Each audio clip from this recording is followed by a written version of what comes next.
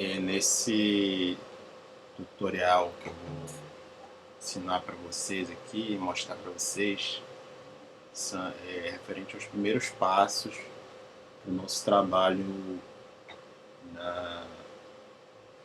tratamento estatístico dos dados, né? Tanto da palatalização quanto do alteamento, né? E esse trabalho vai consistir em pegar todos os dados que foram transcritos, né? E identificar a ocorrência ou não do fenômeno. Então, no caso lá da palatalização, a gente tem aí duas possibilidades, né? Que é da ocorrência da palatalização e da não ocorrência, né? Então, no caso lá de dia e dia, né? Então, quem falou dia palatalizou e quem falou dia não palatalizou. Então, os dados todos estão voltados aí para essa identificação, né? E assim mesmo para o alteamento também, né? Ocorreu ou não ocorreu. Então, isso aí foi o princípio básico que orientou a transcrição dos dados, né? De todas as palavras que foram transcritas aí e que vocês têm acesso. Então, primeiro, antes da gente lidar com os dados, primeiramente vocês façam a busca do programa, né, que é o Goldvarb X. Pode colocar aí no navegador de vocês. E aí esse primeiro site que vai aparecer, que tá escrito Sally Tagliamonte, né, que é a pesquisadora que desenvolveu o programa. É só clicar nesse primeiro link aí. Então esse programa, basicamente, ele é um programa de regras variáveis, né? Então ele é um programa que faz a contabilização dos dados e toda a estatística, né, de tudo que foi colocado ali. Então ele faz todos os cálculos que a gente demoraria se fôssemos fazer à mão, demoraria uns 300 anos para fazer. E o programa faz em alguns segundos. Então, basicamente, ele vai pegar tudo que foi colocado para ser calculado, vai calcular, vai cruzar as informações e vai nos dizer a regra. Qual é a regra variável que está envolvida naquele fenômeno? Então, o programa vai nos dar toda a estatística disso. O objetivo final do programa é ter tanto a frequência, ou seja, os percentuais, né, de ocorrência de cada fenômeno, né, quanto o peso relativo. O peso relativo, que é um conceito matemático, né, que diz qual é o peso daquele fator específico em relação aos demais, né? O que é significante para explicar a ocorrência daquele fenômeno. Então, por exemplo, no caso da palatalização, existe um conjunto de fatores que propiciam a ocorrência do fenômeno. A gente vai saber quais são. Vocês podem saber também através dos trabalhos que já foram desenvolvidos, né? Então tem artigos, teses, dissertações que já estudaram esse fenômeno em outras comunidades de fala, né? No caso da nossa comunidade de fala, que é uma comunidade ribeirinha, né? Uma comunidade quilombola, nós vamos saber qual é que é a realidade específica dessa comunidade de fala. E aí também fazer a comparação, né? Será que os resultados desses outros trabalhos são parecidos com os nossos? Então isso também é uma questão importante. E isso é uma visão geral, né?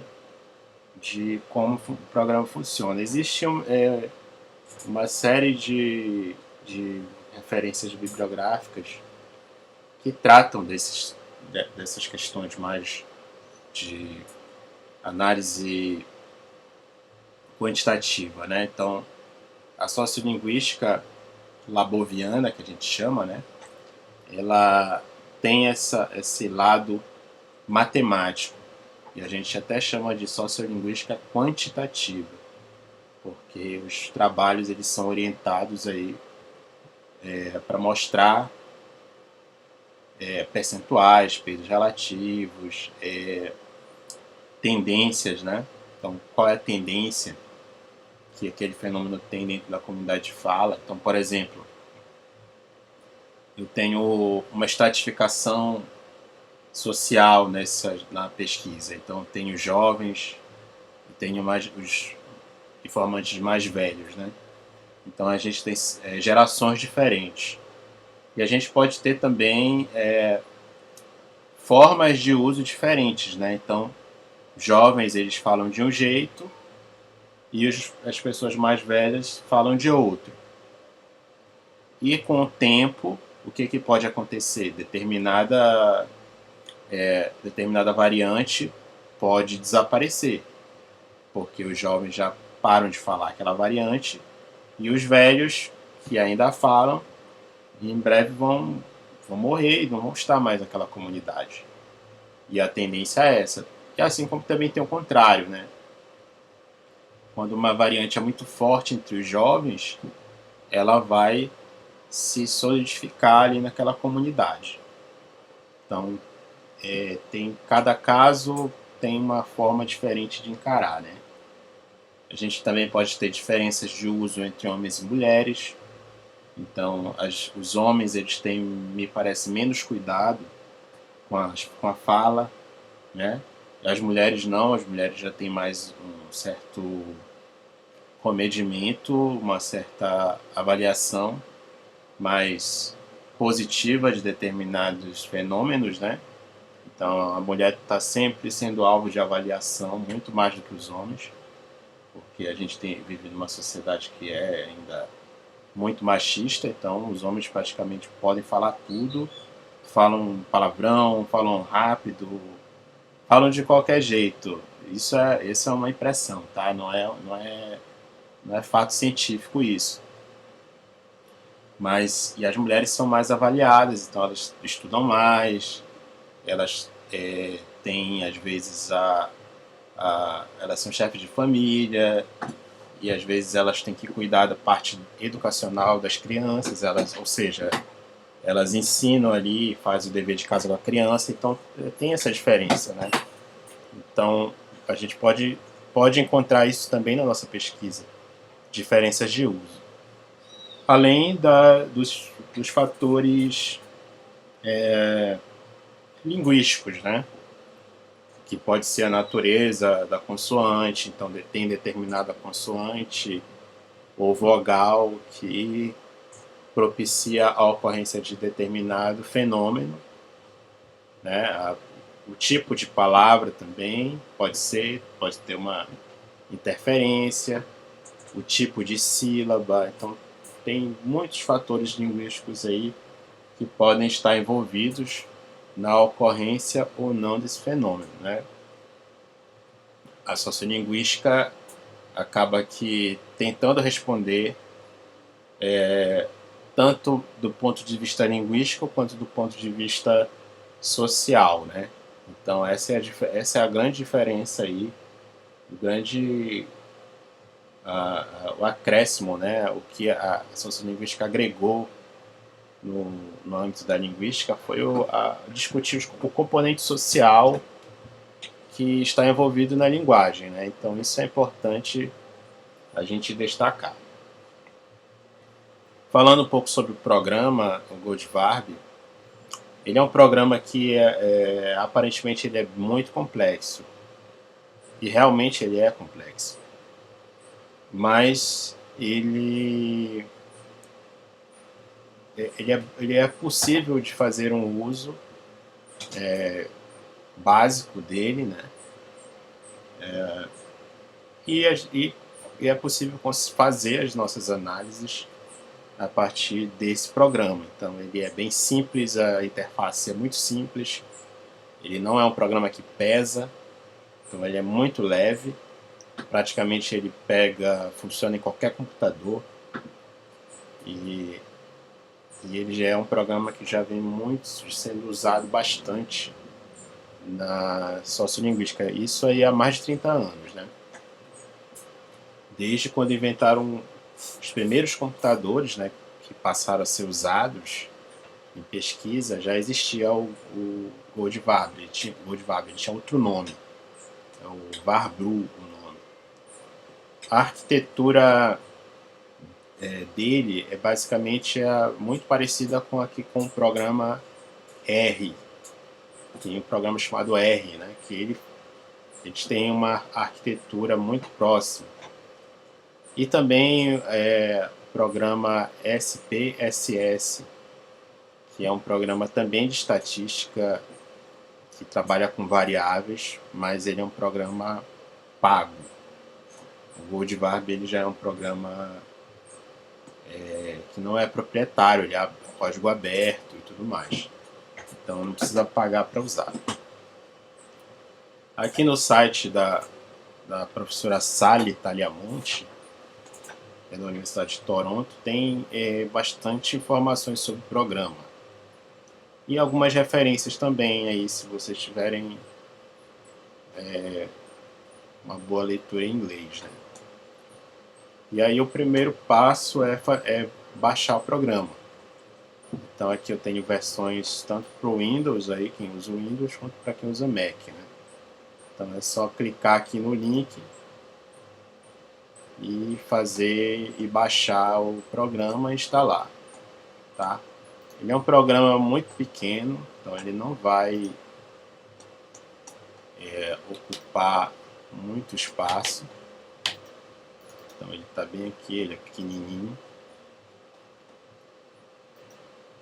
Ele tem uma interface muito simples, né, de usar.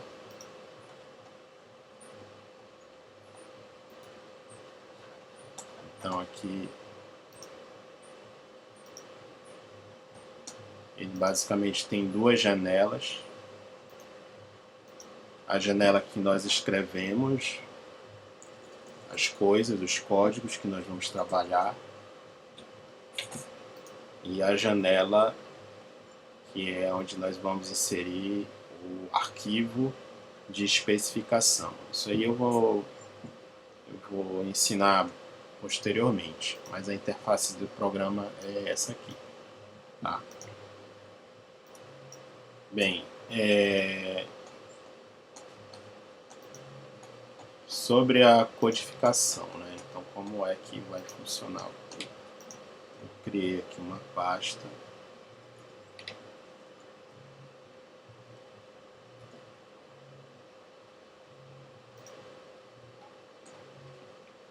Pasta, sumiu pasta. Codificação, né? O primeiro ponto que a gente tem que observar nessa questão, deixa eu fechar tudo, é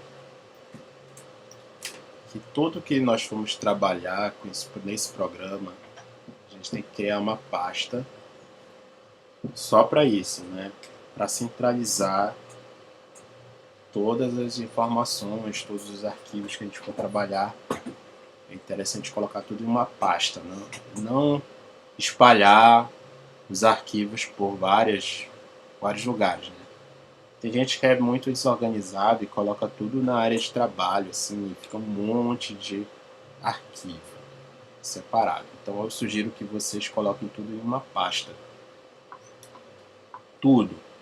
Tanto os arquivos que o programa vai gerar, quanto os arquivos em Word, ou em DocX, ou em TXT e tudo mais, né?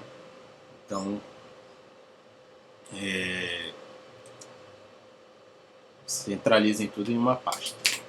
No caso aqui eu criei uma pasta aqui de codificação, né, só para exemplificar para vocês.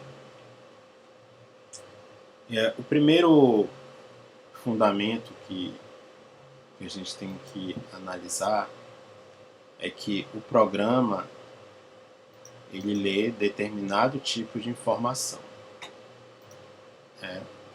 Então, o trabalho que foi feito por vocês, que foi aquele de ouvir as gravações e ler e identificar o que aconteceu, se teve fenômeno ou não teve. Esse é um trabalho que foi feito e que ele vai ser importante agora. Então, aqui estou mostrando para vocês uma transcrição, né, na verdade, a transcrição de dados da Beatriz. Então, ela fez uma transcrição de dados muito exaustiva, então ela tem muitos dados. Então, ela tem 3.380. A gente vai cortar uma parte desses dados aí, porque a gente tem mais do que o necessário. Então, o programa ele não vai ler essas informações aqui. Cleovane, o que é isso? O programa não entende o que é isso. 17, também o programa não sabe o que é isso. Aí a gente vai ter que fazer o quê? A gente vai ter que criar uma forma de fazer com que o programa entenda o que é isso aqui. Então, eu posso fazer o seguinte, eu posso copiar todos os dados que eu tenho. Ela deu uma travadinha aqui porque tem muitos dados. Mas eu posso pegar todos esses dados aqui que eu tenho e passar para cá, para essa janela. Então,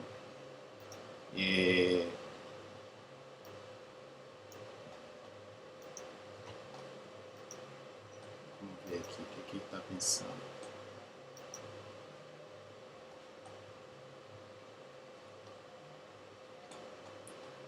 Espera aí que eu vou fechar aqui, encerrar. Ele está muito pensativo.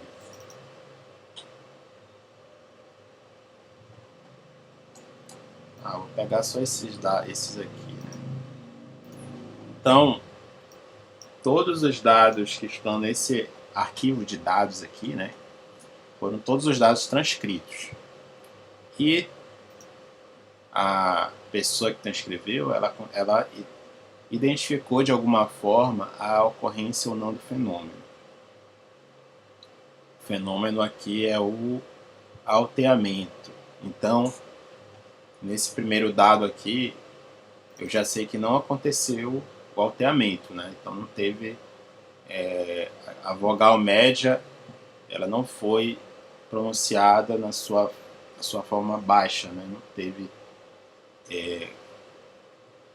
ela foi meio que mantida, diferente do 17, né? Então esse E aqui é aquele mais baixo, né? Então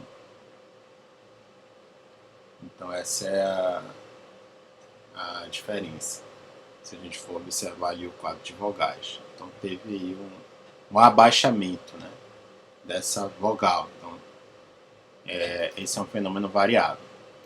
Então, o primeiro passo é pegar os dados, todos os dados. Eu vou tentar pegar todos aqui, selecionar todos.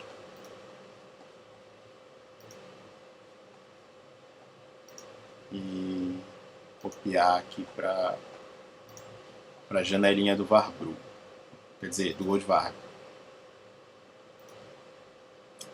Então, eu copiei tudo. Copiei tudo, coloquei aqui e eu vou trabalhar aqui. Eu não preciso mais desse arquivo. Esse arquivo está no formato RTF, que é um formato do próprio Word, né, que gera, que é um formato que abre em qualquer computador. Então eu não preciso mais dele. Posso fechar. Bem, agora eu transferi tudo que eu tinha de dados de lá, eu transferi para cá. Então o primeiro passo que eu tenho que fazer é salvar esse negócio aqui. Tenho que salvar para não perder, né? Então eu vou salvar tudo lá na pasta que eu estou trabalhando, que é codificação, né?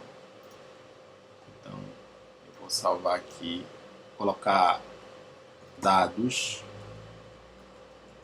alteamento, quer dizer, abaixamento. Alteamento é outro fenômeno. Então ele já salvou aqui com essa extensão aqui TKN. Então ela é uma extensão de arquivo que vai abrir no Goldbach. Então deixa ele aqui separadinho. Então essa é a área que eu vou trabalhar. A primeira observação que a gente tem que dizer aqui é que o programa ele vai ler tudo que está encostando aqui nesse lado, no lado esquerdo. Então, tudo que estiver encostado ele vai ler. Então, o que eu quiser que ele leia, eu deixo encostado no lado esquerdo aqui. O que eu não quero, eu tiro. Então, por exemplo, essa informação aqui de informante, isso aqui não interessa para o programa, então eu vou tirar ele daqui da lateral. Eu coloquei também aqui uma outra informação que é o fim, né? Também o programa não vai ler isso, eu posso tirar daí. Certo? Então, os dados estão aqui para serem codificados, que é o que a gente vai fazer agora. Antes de fazer a codificação, que é um processo que eu vou explicar, existe um arquivo de especificação. O que é um arquivo de especificação? É um arquivo que, na verdade, tem as informações que nós vamos usar para mostrar para o programa o que nós queremos que ele analise. Então, aqui nesse arquivo, nós temos as nossas hipóteses e também o que a gente está estudando. Então, a gente divide basicamente o arquivo de especificação em dois campos, que é a variável dependente, que é aquilo que nós estamos pesquisando. Então, na variável dependente aqui eu tenho duas possibilidades. Ou pode acontecer o fenômeno, que é o abaixamento, ou pode não acontecer. Certo? E depois eu vou ter ali as variáveis independentes, que são as hipóteses, né, de tanto linguísticas quanto não linguísticas, do que pode explicar a minha variável dependente. Então, as variáveis independentes, elas vão ajudar a gente a saber o que acontece com a variável dependente. E aí, nas variáveis independentes, a gente tem ali alguns grupos, né? Por exemplo, o que pode explicar o fenômeno? Pode ser a natureza da vogal tônica, pode ser a consoante do onset, pode ser a consoante do onset da sílaba seguinte, pode ser o peso silábico, pode ser a classificação gramatical, pode ser o sexo, pode ser que os homens façam mais o fenômeno ou não, ou pode ser a faixa etária. Então, esses é o conjunto de fatores, né, que a gente vai usar aqui nessa pesquisa para tentar descrever esse fenômeno. Pode ser que tenha outras variáveis independentes? Pode, eu posso colocar várias. Há muitas possibilidades, mas eu optei por trabalhar com essas. Então eu posso trabalhar com poucas variáveis independentes, quanto posso colocar várias. Então aqui acho que eu julguei interessante para trabalhar são essas. Mas o pesquisador pode colocar outras, pode ser que outras até diferentes dessas aí, certo? Então esse aqui é o meu arquivo. Então ele é que vai me acompanhar até o fim do processamento estatístico na pesquisa. Então, como eu falei antes, né, o programa ele não lê essas informações aqui, né? Então ele não sabe o que é Cleovane, que é 17 feliz. Ele não entende o que é isso. Isso aqui só é entendido por nós, né? Então essa aqui é a nossa linguagem. O que nós vamos fazer é traduzir essa informação aqui, que para a gente é significativa e para o programa não é, em informação significativa para o programa. Então o programa nós vamos ensinar ele a ler o que é Cleovane, o que é 17. Então a gente vai ensinar isso aí para o programa. Como é que a gente vai ensinar? Através da codificação. Eu não sei se vocês já ouviram falar desse conceito. A codificação é um termo muito usado na computação, né? Para quem faz desenvolvimento de software e tudo mais.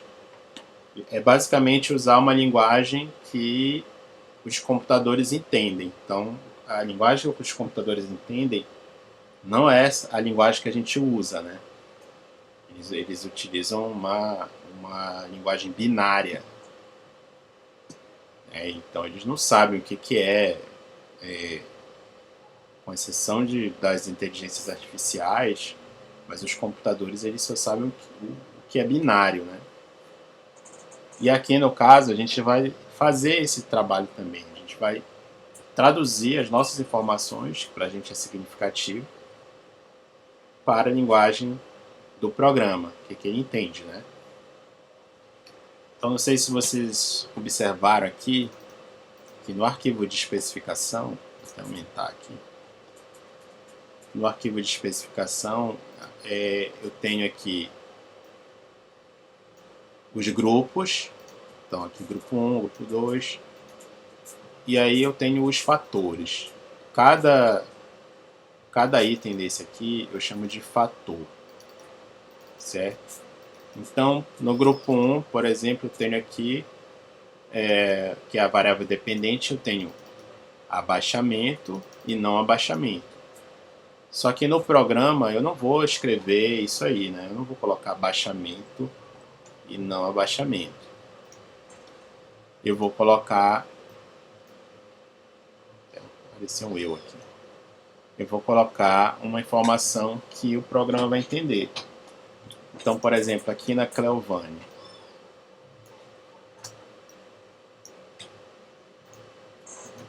aconteceu ou não aconteceu o abaixamento? Como é que eu vou dizer isso para o programa?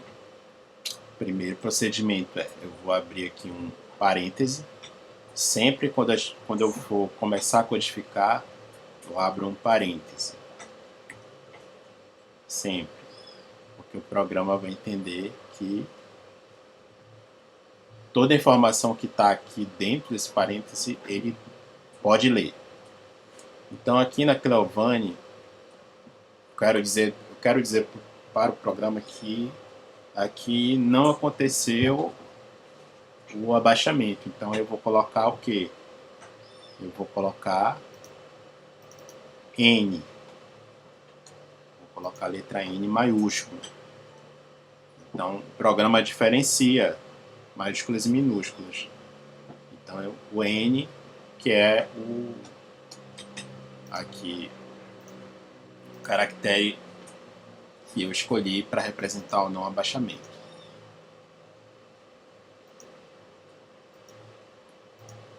Então, o primeiro grupo está codificado.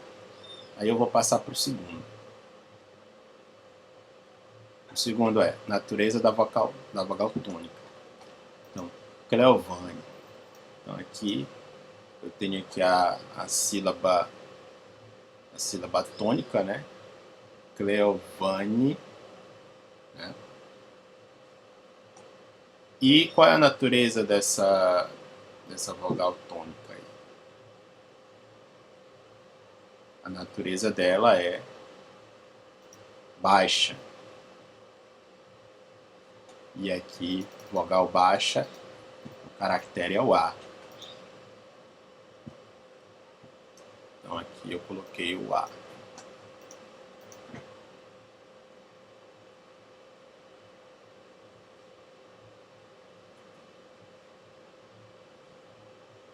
Consoante do onset. Então, na estrutura silábica, né, a gente tem aqui o onset. Então, onde é que está localizada aqui a vogal pré-tônica? Que a gente está trabalhando com pré-tônica aqui nesse caso, né? Então aqui, Cleo,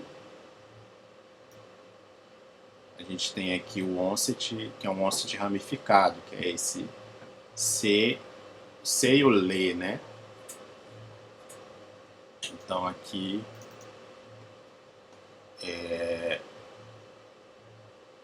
a gente vai ter que colocar aqui o onset é um onset ramificado, porque ele tem duas bordas, né? C e o L. Então o onset é um onset ramificado. Eu vou colocar o R minúsculo. Então aqui, né, só para explicar essa classificação aqui, né? A gente tem as consoantes labiais, B, B, ME e tudo mais, as coronais, que são as que a gente usa a ponta da língua, né? A parte anterior da língua. As dorsais, que a gente usa a parte dorsal da língua. O onset vazio, quando ele não tem nada, né? E o onset ramificado, que é esses casos aqui, né? CL, RR, por aí vai. Consoante do onset da sílaba seguinte. Então, eu tenho aqui a pré-tônica Cleo, da sílaba seguinte, que é a sílaba tônica, né? No caso, é o V. V. Esse V aí eu vou colocar como labial. Então, o onset, a gente tem um onset labial aí, né? Então é o labial, o símbolo é o B.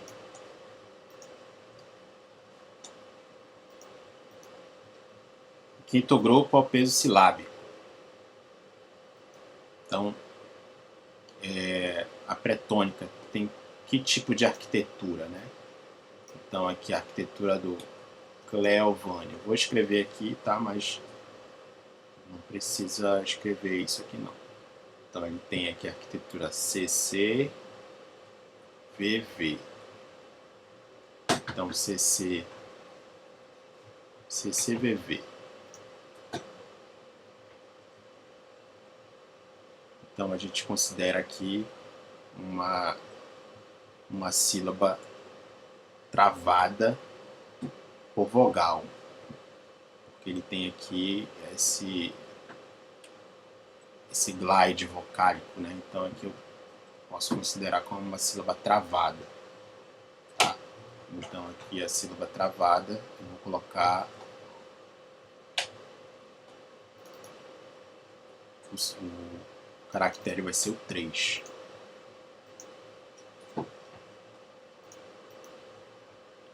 Classificação gramatical. Então a classificação gramatical aqui, Cleovane é um nome e o caractere para nome é arroba.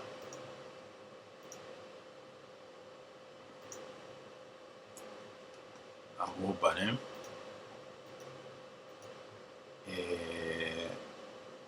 Sexo do informante. Como é que eu sei o sexo do informante? Aqui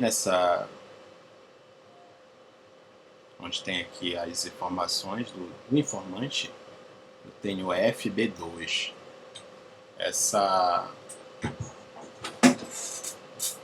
Esses símbolos aqui, né, esses caracteres FB2, eles dizem, né, qual é a classificação ali daquele informante.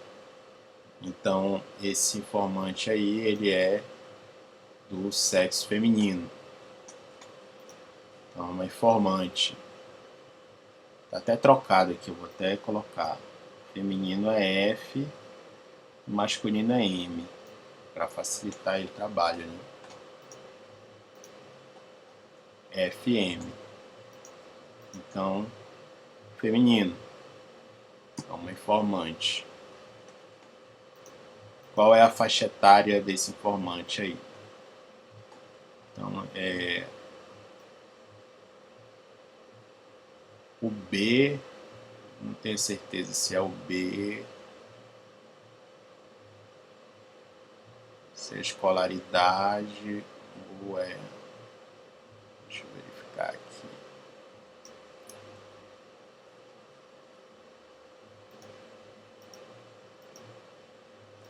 O B é escolaridade, mas a gente não está trabalhando com escolaridade. Então, nós vamos...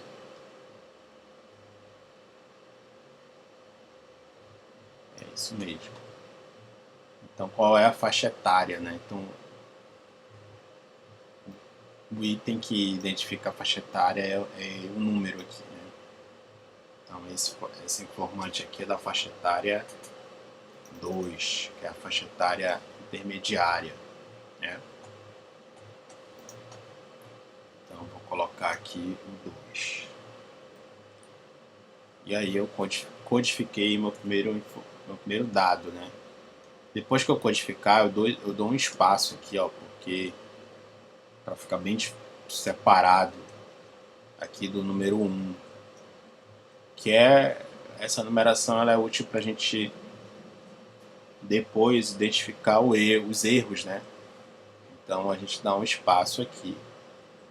Todo esse procedimento que nós fizemos aqui primeiro, ele tem que ser feito para todos, né? Então eu tenho que codificar todos até o final.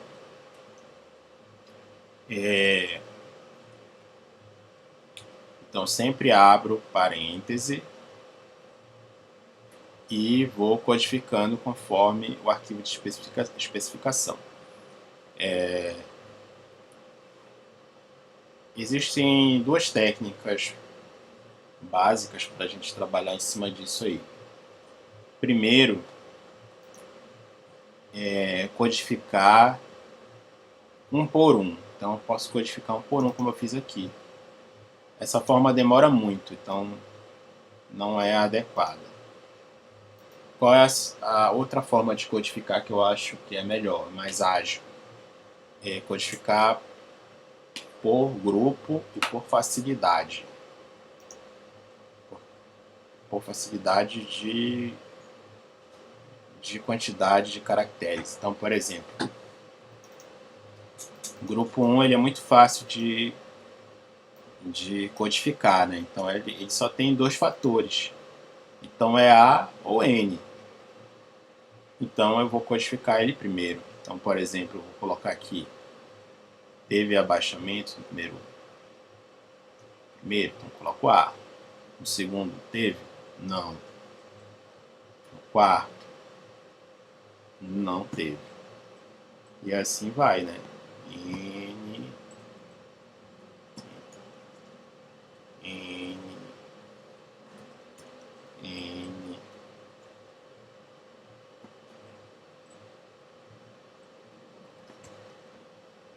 E assim vai. Sempre colocando o parêntese, né, na lateral.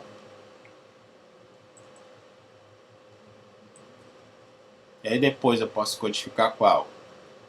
Em cada informante tem sempre uma parte que se repete, né? Por exemplo, sexo. Não, sexo não. Sexo e faixa etária. Então, aqui no caso o F2, ele vai aparecer para todos os dados desse informante aqui. O F2 vai aparecer. Então, ele não vai mudar. Então, ele vai aparecer até o final desse informante aqui. Então, já que ele não vai mudar, eu posso colocar, né? F minúsculo, né? F2, F2, F2.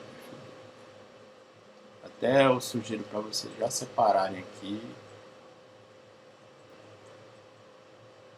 F2, F2, F2. A gente vai fazendo até o final.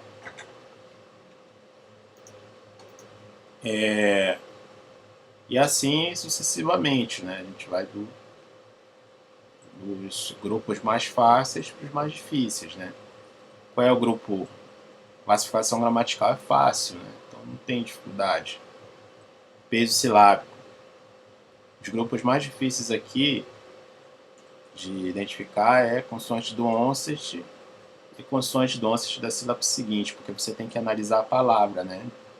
Tem que analisar, tem que contar qual é a sílaba e tal, e verificar qual é a classificação. Esse é o que dá mais trabalho, então vocês podem deixar por último.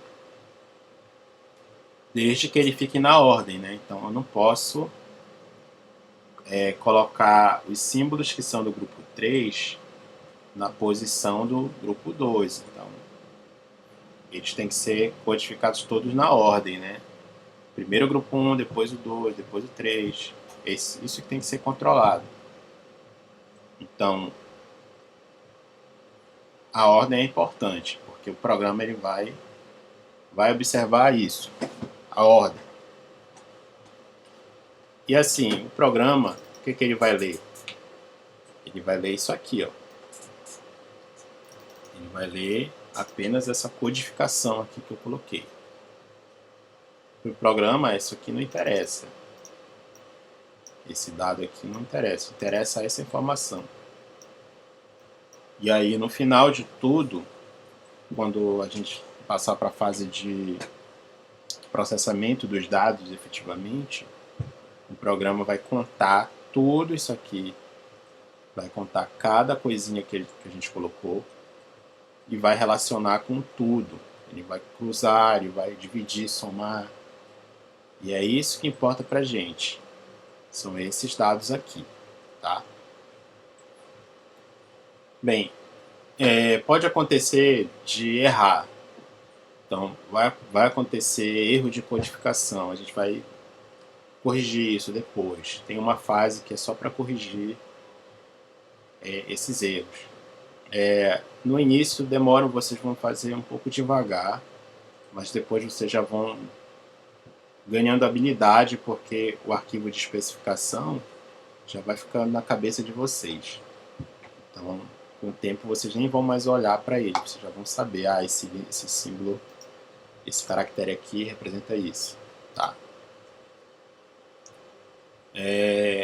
Quanto tempo a gente tem para fazer isso? Então, esse trabalho aqui, ele tem aí, vocês vão levar ele daqui para frente, né? Até um pouco antes do fim do período da bolsa, vocês ainda deverão fazer esse trabalho aqui, tá?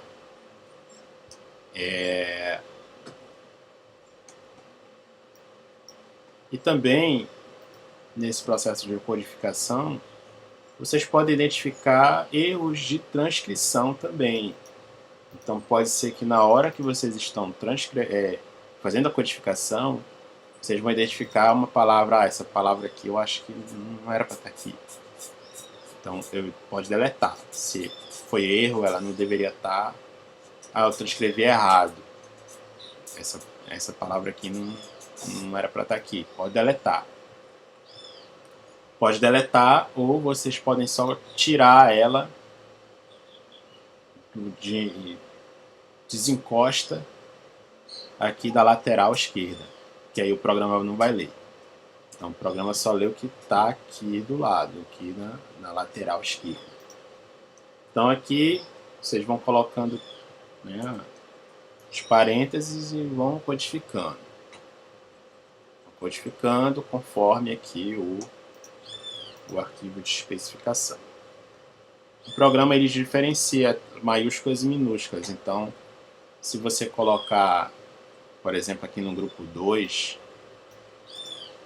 no lugar do A minúsculo, você colocar A maiúsculo, o programa vai identificar que está errado, ele não vai reconhecer.